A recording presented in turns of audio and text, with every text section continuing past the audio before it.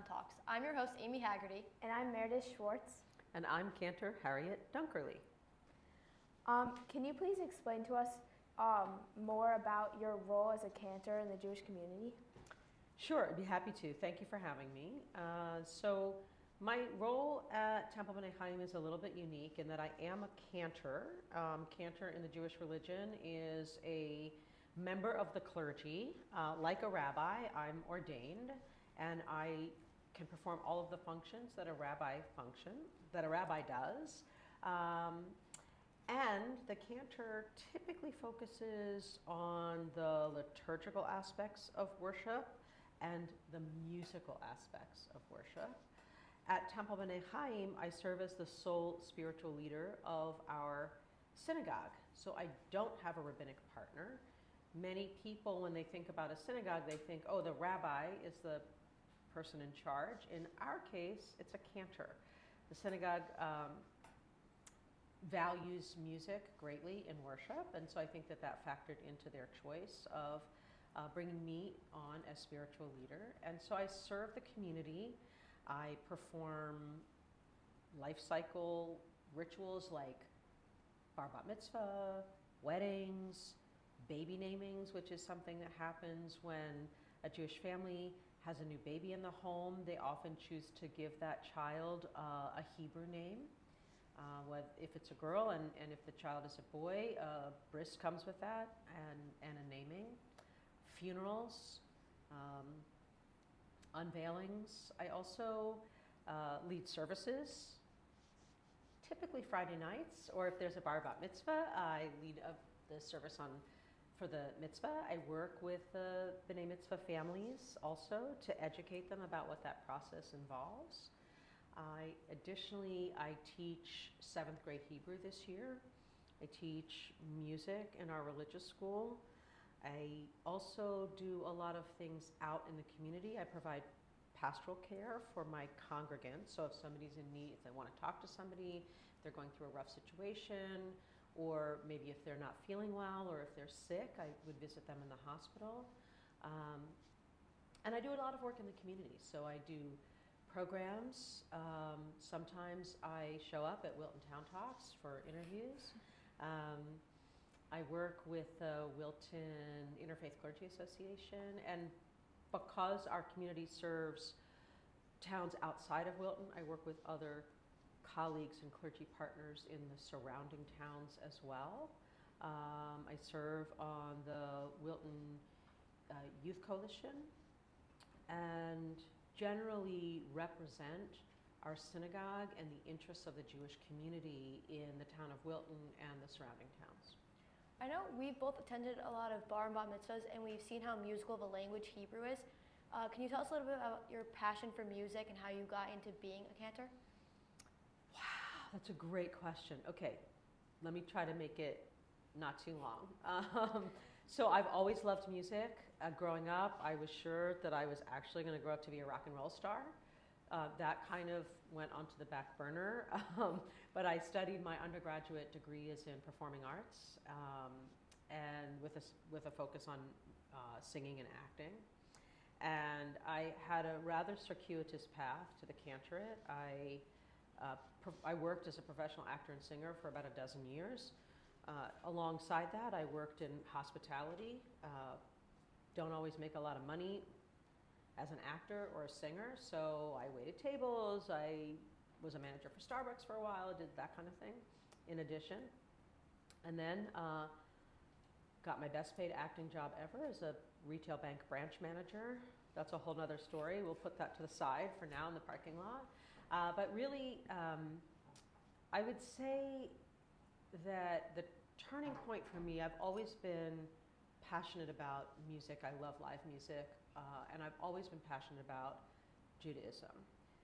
When my daughter was born, I realized that if I was going to be the mother that I was committed to being for her, then I needed to make some changes. So how could I, counsel her and encourage her to follow her heart and her dreams if I was either unwilling, afraid, or unable to do the same. And so that was really kind of a reckoning for me. And, you know, that started a journey towards the cantorate. And a lot of things had to fall in place because by that time I had a child, I owned a home, I was the primary income earner for our family. So it took me a while to make that leap of faith, to put all that to the side, apply to cantorial school, and then pick up the family and move for a year once I was accepted to do my first year of school in Israel. So to me, the cantorate, like music, to me is the language that lifts prayer up to God. And so that's always been a vehicle of connection for me, whether it's liturgical music, like in services, or music enjoyed especially at an outdoor concert on a beautiful, you know, summer's day. Music speaks in language that I think the spoken word alone doesn't always convey. And so for me, I just feel so blessed to be able to marry, you know, my two passions together. And it's not lost on me actually that today is my daughter's 18th birthday. So Wow. that's kind of it's an interesting circle in that journey. That's really fascinating that you got to combine both passions, and it really is amazing.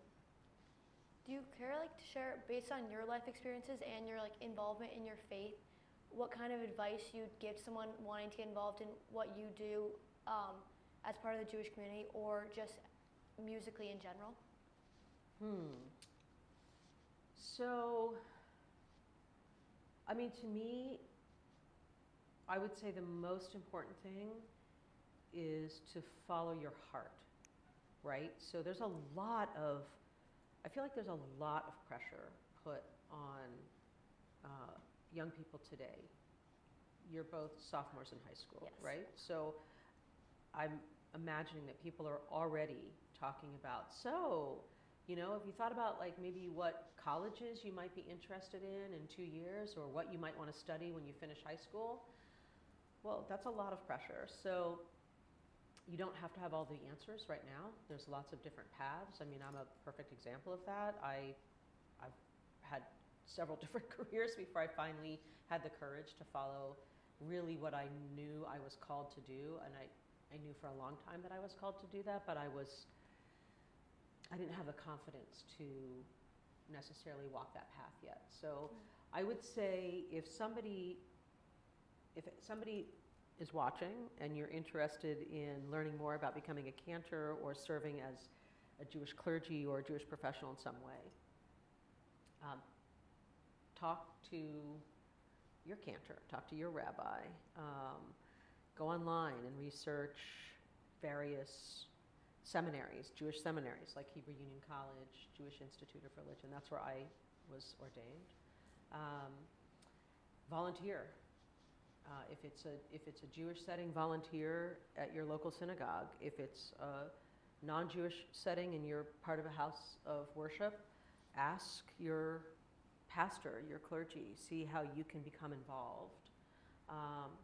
If you're interested musically in doing something, that's kind of a broad field. There's lots of options, and I think even here at the high school, I'm sure that there are a variety of different ways that you can get involved in different bands, orchestras, jam groups, choirs, shows, all of that. Just pursue your passion and do it with everything you have. And if it turns out that it's not what you wanted, then it's okay. You can change your mind and take a different course.